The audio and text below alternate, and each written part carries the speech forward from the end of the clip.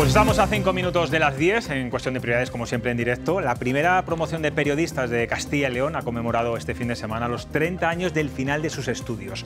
La Universidad Pontificia de Salamanca inauguró en 1988 la Facultad de Ciencias de la Información, de donde salieron los primeros periodistas formados en nuestra comunidad.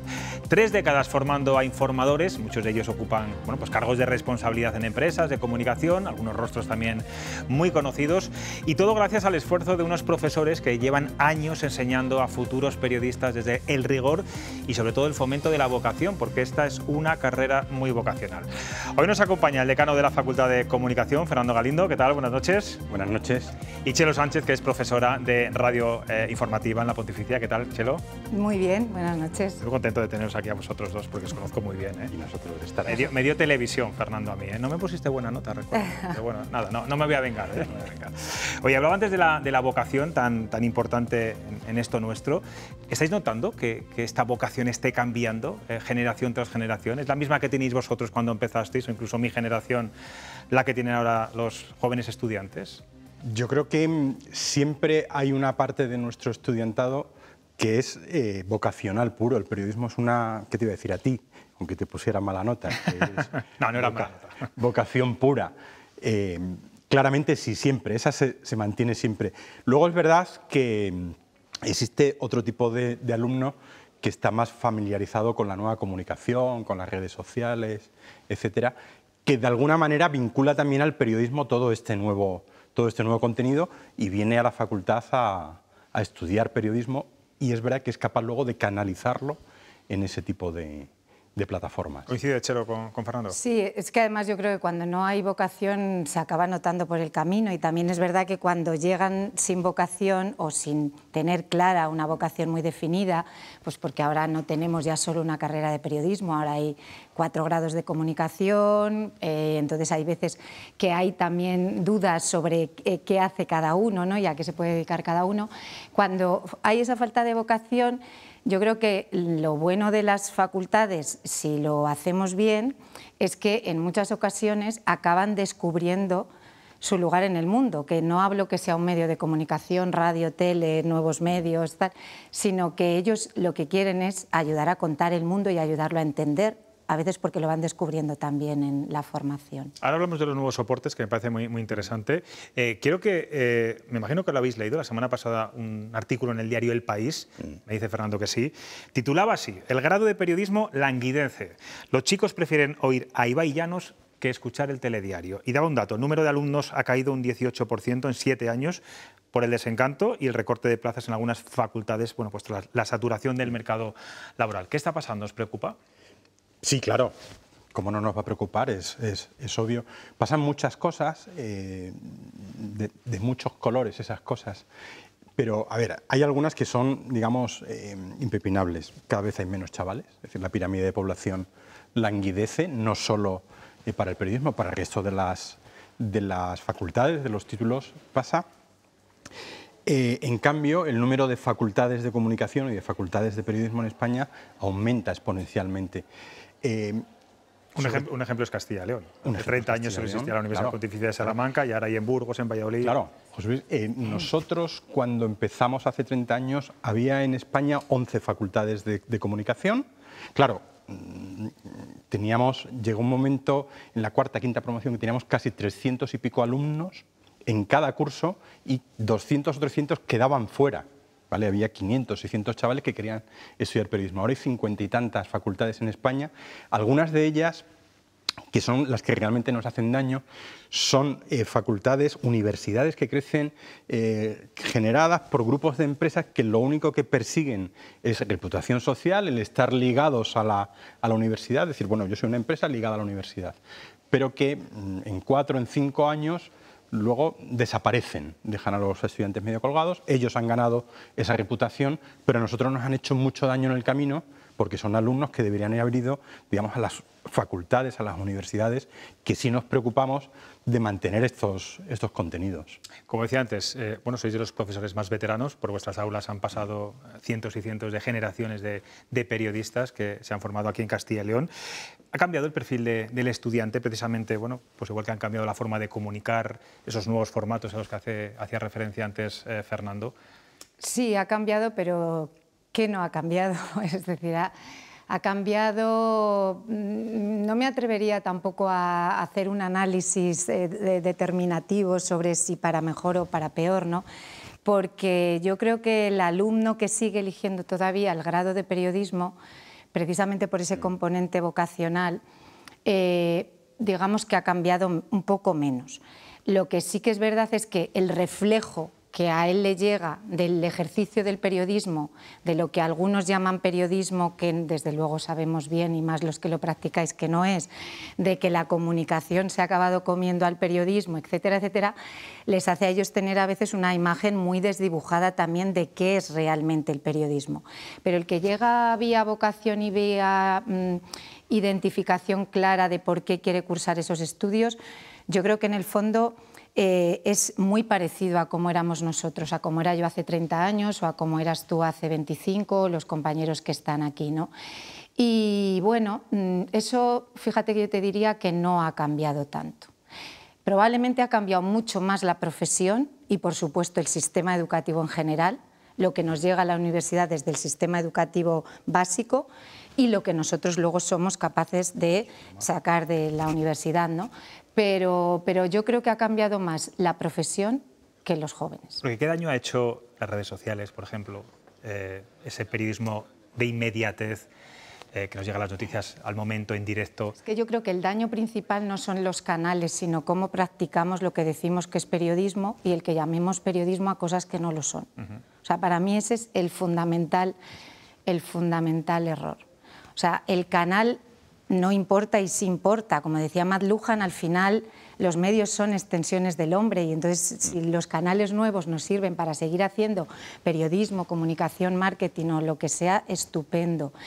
El problema, como todo en la vida, es el uso, la práctica y el consenso que yo creo que se ha roto, como tantos consensos en este país, sobre qué es el periodismo y para qué sirve. He dado algunas clases o charlas en algunas facultades de comunicación en las que yo siempre pregunto ¿cómo os informáis de las noticias a alumnos de periodismo? El 90-95% dicen que a través de Twitter. Ya nadie va con el periódico debajo del brazo a las facultades. También es verdad que nosotros cuando empezábamos los primeros cursos tampoco lo hacíamos. Yo creo que es un hábito que se adquiría después. ¿Os preocupa eso? No sé si, Fernando, puedes decir que para las nuevas generaciones de periodistas, los que están estudiando, los medios tradicionales, la televisión, la radio y la prensa, están muertos. Es que yo creo que uno de los grandes debates precisamente es esto, porque en la calle está muy extendido esta idea, el periodismo está muerto, el periodismo no tiene trabajo, el periodismo no hay salidas. Yo creo que en realidad hay un cambio de modelo en el cual los medios de comunicación como tales, los medios de comunicación de 1990, en ese apogeo donde había muchísima gente trabajando en todos los medios de comunicación y cientos de becas, etcétera, eso ya no existe, eso es lo que ha entrado en crisis con los medios digitales.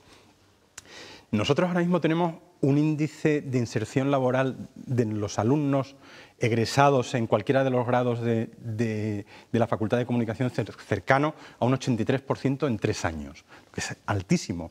Claro, la gente te pregunta, ¿pero cómo puede ser si no hay medios de comunicación? Es que el periodista ya no se está insertando en los medios de comunicación. Los medios digitales... ¿Cuál es el futuro en estos momentos? Claro. ¿Dónde entra? ¿Cuál es el nicho de trabajo que tiene? Pues mira, es súper sencillo. Tiene que ver con las pequeñas y medianas empresas. En este país, todo es conocido que aproximadamente el 90 y pico de las empresas son micropymes. Esas micropymes, desde la pandemia sobre todo, han detectado que tienen que estar en el mundo digital, que tienen que tener una página web, que tienen que estar en redes sociales, que tienen que cuidar su imagen, entre comillas, digital, y están captando a mucho de nuestro alumnado. Es decir, micropymes que dicen, mira, necesito una persona de periodismo, una persona de comunicación que sea capaz de ser el portavoz de mi compañía. De gabinetes de comunicación, ¿no? Lo que era un gabinete, pero en pequeño, a escala de la micropyme, ¿vale? Incluso alumnos que se establecen de manera freelance, como autónomos, y trabajan con 3 o 4 micropymes a la vez y van trabajando con ellos. Entonces, toda esa parte nueva está. Luego está la parte de adaptación de la información tradicional a estos nuevos medios. Claro, para muchos de nosotros es difícil de entenderlo, pero nosotros, por ejemplo, tenemos ahora mismo, en la facultad tenemos un espacio de coworking, un hub, donde un pequeño vivero de empresas. no me extiendo más en esto, pero tenemos un proyecto que ha surgido de 3 alumnos de cuarto de periodismo del año pasado que están haciendo un canal solo en TikTok de información deportiva en Salamanca. Es decir, ellos han detectado que ese nicho está. ¿Y por qué está ese nicho? Porque los que somos un poquito más mayores, que no nos atrevemos a entrar en TikTok porque es de críos, de chavales, de repente vamos a tener una excusa para poder entrar, que es esa información local deportiva de Salamanca. ¿Qué van a hacer? Ir a los partidos de Unionistas y de UDS, de la Avenida, 3 o 4 cosas más, y entrevistar mucha gente por la calle y en los colegios en ese estilo que hacen los chavales. Esas son oportunidades para el periodismo de ahora. Que tiene su audiencia, desde luego. Sí, sin lugar a dudas. Chelo, tú que eres profesora de radio desde hace muchísimos años, por supuesto que la radio como medio también ha evolucionado, pero quizás el que menos ha cambiado respecto a la televisión, a la prensa, que ha tenido que digitalizarse mucho más. Los grandes estudiosos dicen que es que a la radio Internet se le suma bien, ¿no? Que hay una alianza muy natural entre la radio e Internet y sobre todo lo que son los nuevos desarrollos del audio bajo demanda, lo que sería ya la radio fuera de la radio, ¿no? El podcast, la posibilidad de producir contenidos periodísticos cuando la parrilla de programación no te deja, porque bueno, está muy limitada, como sabemos todos, por el EGM.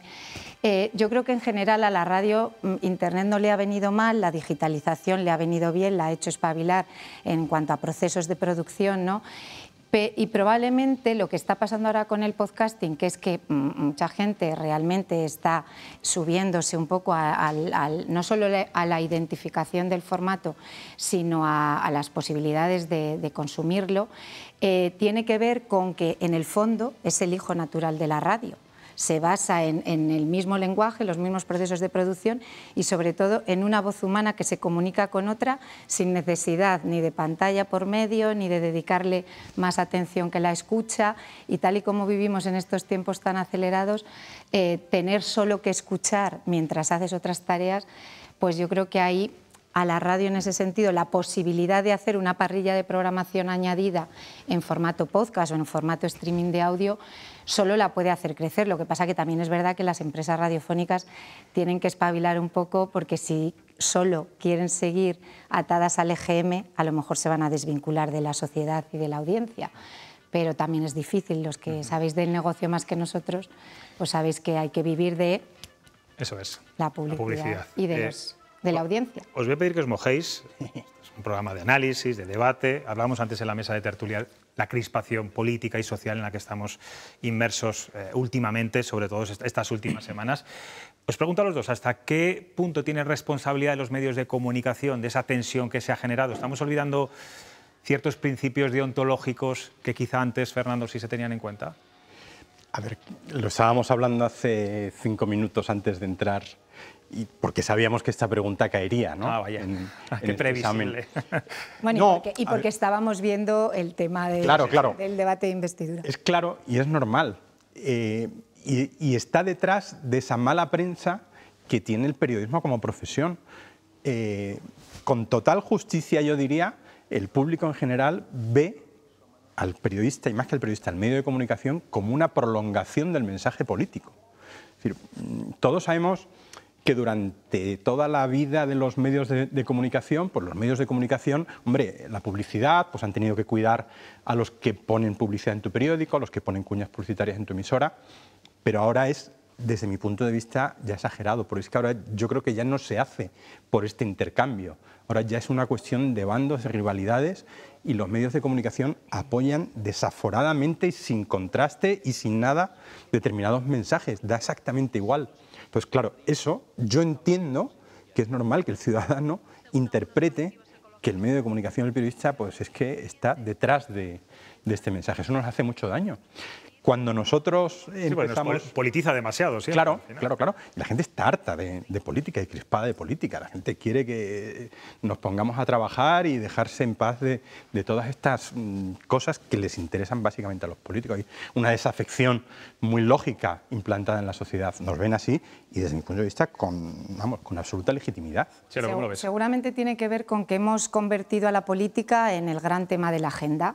Y la agenda de los medios de comunicación, como la de la sociedad, hay vida más allá de la política, ¿no? Pero claro, como al final parece que solo hay política, esa es una parte del análisis que hacen los jóvenes cuando llegan a la universidad y les preguntamos ¿por qué no consumís los medios tradicionales, ¿no? Y en buena medida, aparte de decir que porque no hablan su lenguaje en muchas ocasiones, es porque todo es política. Yo creo que nos hemos olvidado de que para que una sociedad democrática funcione, además de que los poderes clásicos, la política, la judicatura, la economía, el periodismo, si nos queremos considerar un poder, funcionen, tienen que estar bien sólidos, pero tienen que sentirse representados el resto de microtemas de la sociedad. Y una de las grandes desafecciones yo creo que viene por ahí, porque hemos convertido al periodismo en político. Es una reflexión que tenemos que hacer todos los medios de comunicación, está claro.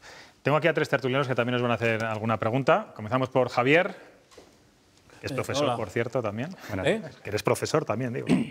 Sí, siempre planteo el primer día de clase a los alumnos que si leen periódicos, que si ven, es decir, la respuesta es desalentadora total. Incluso yo estoy viendo que últimamente no les puedes poner en clase para debatir una película al uso de 1 hora y media porque no la ven, porque se evaden, es decir, todo cada vez más corto, ¿no? Malos tiempos para la lírica, como decían, golpes bajos. Yo creo que sí que hay algunas cosas que el periodismo no está haciendo bien, que es... Hay que volver a separar lo que es información de lo que es opinión en los medios de comunicación, porque si no, no nos enteramos el que lee, ¿no? No sabemos si es una opinión o es una información. Y decía la compañera que yo no creo que solo se hable de política, es que se habla ya de política en todo. O sea, en un programa de fútbol se habla de política, en un programa de variedades se habla de política, entonces ya todo lo invade la política y no debería estar ahí. Y 2 preguntitas.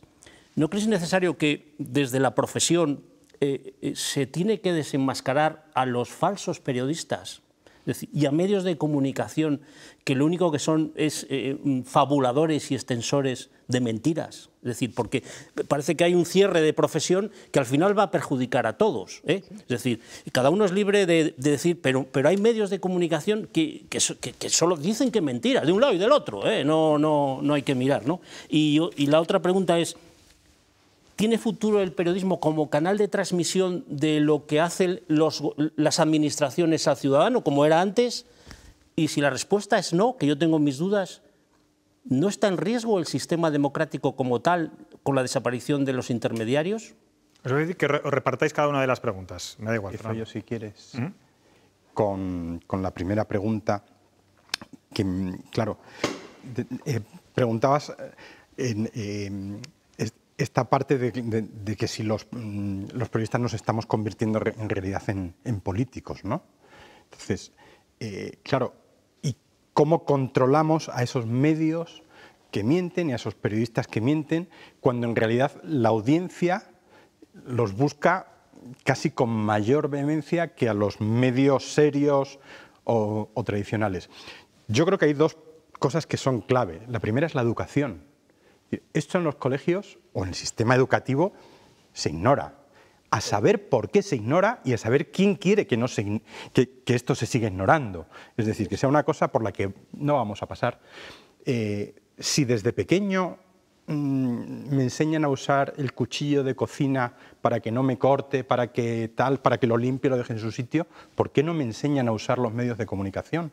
¿Por qué no me dicen una lista de medios de comunicación que están en Twitter y tal, que son perniciosos? Se podría, digamos, incluso hacer listados que sean públicos, pero el problema es que no hay ni la más mínima intención, porque si yo soy del bando A y sé que hay estos medios que cuando yo diga una barbaridad se van a hacer eco y va a hacer mucho daño al bando B, a mí en el fondo me interesa que estos estén. Y somos muy hipócritas si no lo... Chelo, la segunda pregunta. Os voy a pedir un poco de brevedad a tu perdón. Sí, bueno, yo creo que es que el sentido del periodismo es ser un poco y seguir siendo intermediario no solo de las administraciones, sino de la sociedad. Por eso hacía yo hincapié antes también en ese tema, ¿no? Porque si solo somos intermediarios de las administraciones, al final el derecho a la información, que se supone que es algo mucho más amplio, pues acabamos siendo solo voceros y portavoces de las administraciones, y yo creo que ese no es solo nuestro papel. Pero también es verdad que si dejamos de hacerlo, como bien reflexionabas tú, pues también ahí perdemos un hilo fundamental de tensión en lo que es el sistema democrático, ¿no? Entonces, bueno, yo creo que es que tenemos que redimensionar todo mucho, no solo el periodismo y la política. Probablemente una de las grandes hazañas de nuestra sociedad en los próximos años sea ser capaz de redimensionar casi todo. Álvaro Melcón también ha sido alumno de la Pontificia de Salamanca, tiene buenos recuerdos, me ha dicho antes, cuando quieras. Sí. No, y además os pregunto no solo como exalumno, sino también como director de un periódico de provincias, porque algunos mensajes que estoy viendo me parecen verdaderamente demoledores y tremendamente injustos. Según nos estaba escuchando, me preguntaba yo cuántos casos de corrupción se conocerían en este país si no fuesen por los medios de comunicación, claro. por poner un ejemplo, ¿no? O si hubiésemos conseguido derrotar al terrorismo etarra si no fuese por los medios de comunicación y tantas otras cosas. Digo porque esto es muy fácil, es como las películas americanas donde el periodista siempre es el tonto y resulta que detrás hay un montón de gente trabajando, sobre todo en periodismo local, donde no es tan importante lo que se hizo en el Congreso como lo que pasa en tu barrio. Y eso lo están haciendo miles de periodistas en este país que creo que merecen un respeto también y un reconocimiento. Os decía, como director ahora me encuentro con muchos compañeros y compañeras que vienen en prácticas y el principal problema que detecto es que están muy divididos. La gente que es académicamente muy brillante no tiene la iniciativa o el arrojo necesario para pisar las calles y la gente que tiene ese arrojo es paupérrima desde el punto de vista académico, ¿no? Y sobre todo detecto que vienen muy poco leídos, por decirlo de alguna manera. Detecto gente que comete faltas de ortografía y viene con el grado de periodismo en la mano a pedir un trabajo, ¿no? No sé qué estáis haciendo para combatir esto desde la facultad, porque creo que es un asunto verdaderamente preocupante. Pues Fernando, como decano. También otra cosa que tenemos que redimensionar. Sí, son claramente asignaturas pendientes, vamos, asignaturas suspensas, no pendientes, las tenemos suspensas, más que suspensas, y no somos capaces de dar con la piedra de toque, porque, a ver, nosotros siempre decimos pues lo más fácil, es que a nosotros ya nos vienen así de bachillerato, en bachillerato es que ya les vienen así de secundaria, ¿no? Desde mi punto de vista no es una justificación, desde mi punto de vista deberíamos ser más intensos en este asunto. Hay muchos, o sea, es verdad que la universidad ahora mismo está hiperburocratizada, hipernormativizada, y te lo digo por esto de las faltas de ortografía, porque yo sería feliz yo suspendo con una falta de ortografía, ¿vale? Pero es que... Sé que eso no es posible, ¿eh? Claro, es que ahora mismo tú cuando tú eres el responsable de una asignatura, haces una cosa que se llama la guía académica, que te la aprueba la SUCIL, ¿no? Y es un contrato. Si tú en ese contrato no has puesto que tantas faltas de ortografía son tal, no puedes hacerlo, porque te reclama el alumno y impugna el examen. Pero es que tampoco puedes decir, mira, esas asignaturas que son de tecnología de la comunicación, es como que no es un resultado de aprendizaje el que el alumno escriba, digamos, rigurosamente bien. Entonces tampoco no tendría mucho sentido que en mi asignatura se pidiera esto. O sea, al final es una cantidad, y no es por justificar, porque insisto, vuelvo a decir que asignatura suspensa y que yo soy el primero que sufre cuando ve determinadas Sevillas con B, ¿no? Entonces, claro. Y tú has dado la clave, has dado la clave del periodismo local, y es verdad que toda generalización es injusta, sí, y entonces desde ese punto de vista tú has hecho bien en reivindicarlo y nosotros en considerártelo, porque fíjate que en el periodismo local es precisamente donde se sigue todavía editorializando menos, que es una de las cuestiones que sin embargo los grandes medios parece que ha pasado a esa trinchera o a esa capacidad de editorialización a veces por encima de las posibilidades, ¿no? Y sin embargo en el periodismo local es donde sí se sigue hablando de otros temas más de calle, más de qué pasa en mi barrio, sí, evidentemente. 8 de cada 10 periódicos que se venden en este país son prensa provincial o autonómica, ¿no? Y esto pasa también, la generalización pasa como cuando nieva en Madrid y abre los telediarios. Y bueno, en Burgos nieva todos los inviernos y no pasa nada, ¿no? Bueno, y portadas de los periódicos nacionales. Isabel. A ver, yo puedo entender que en una asignatura más técnica... Bueno, no lo puedo entender. No lo entiendo. No lo puedo entender. Yo no puedo entender, lo siento mucho. Digo, no es una disculpa. Yo no lo puedo entender. Yo cuando tenía 16 años iba a un examen de matemáticas, pero una falta de ortografía y me iba fuera. No suspendido. Ya está, suspendido. Entonces, claro, que tenga que escuchar que en una facultad de periodismo no se puede suspender a un alumno.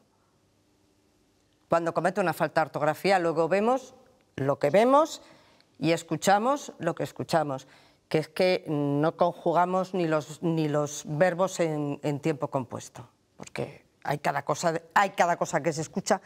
Pero bueno, hablabais antes del tema de la vocación, que si los chicos iban con menos vocación. Los chicos saben distinguir cuando van a estudiar periodismo, cuando los encontráis, pues mira, este viene con vocación. ¿Saben distinguir que ellos no son comunicadores, que no son opinadores, sino que van a ser periodistas? Es decir, que la inmediatez de los medios digitales y de los canales de ahora no les permite, si eres periodista, publicar lo primero que te dicen, publicar sin contrastar, tengo que llegar antes que el otro medio, no estoy muy seguro de lo que publico, pero bueno, tira para adelante, que da igual. Chelo. Algunos sí y otros, como yo comentaba antes, lo van descubriendo un poco sobre la marcha, claro, porque ese es también el proceso de formación. Hay mucha gente que llega con una idea un poco, ya no solo romántica de lo que es la profesión, sino utópica. Nos ha pasado a todos, porque me gusta escribir, porque se me daba bien hablar en público, porque me decían que era muy bueno, ese tipo de cosas, ¿no? O porque hay gente que todavía quiere ser corresponsal, o gente que tiene muy claro que quiere ser presentador de, por ponerte un ejemplo, carrusel deportivo, porque por el periodismo deportivo siguen llegando muchos, ¿vale?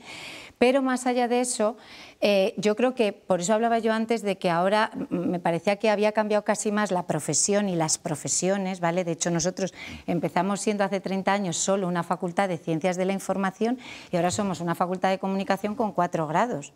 Y esos grados los hemos tenido que ir fragmentando, hay planes de estudio diferentes y a veces que convergen, hay dobles grados. Entonces, no es tan fácil, claramente no es tan fácil, pero yo creo que el que lo tiene claro, sí tiene claro que no es, por ejemplo, un mero creador de contenidos más, y desde luego que tampoco es un influencer ni nada parecido. ¿Por qué? Porque yo creo que, fíjate, todavía el alumno que estudia periodismo, y aquí vuelvo a generalizar y por lo tanto me podéis volver a decir que malas las generalizaciones, hay muchos todavía dentro de que cada vez son menos los que estudian periodismo con respecto a otros títulos, pero para muchos sí que está todavía dentro de su idea de la profesión ese sentido de servicio público, de responsabilidad social, de que lo que hacen puede ayudar a mejorar un poco el mundo, la ciudad, el barrio en el que trabajan. Yo creo que esa condición todavía sí está un poco. Otra cosa es que tengan claro luego qué van a acabar haciendo. Pues Chelo, Fernando, de verdad ha sido un placer teneros aquí hoy en Cuestión de Prioridades. Profesores, gracias por estar aquí hoy conmigo y con los tertulianos.